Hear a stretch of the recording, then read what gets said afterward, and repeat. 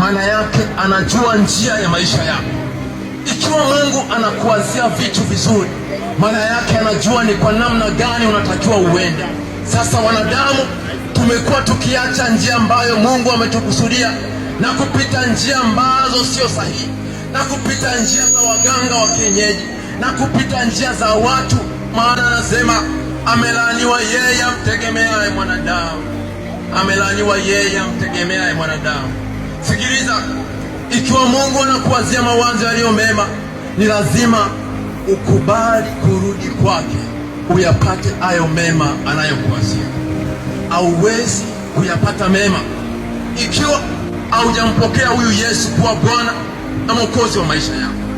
Ili Mungu aweze kubadilisha maisha yako, aweze kushusha mema katika maisha yako, aweze kubadilisha historia ya maisha yako, ni lazima umruhusu aingie ndani ya moyo wako. Anasema anabisha.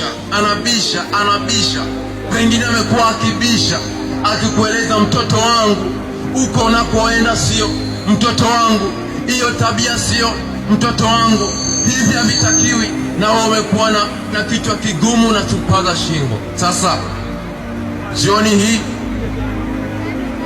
si sauti yangu, ni sauti ya Yesu Kristo inakuita.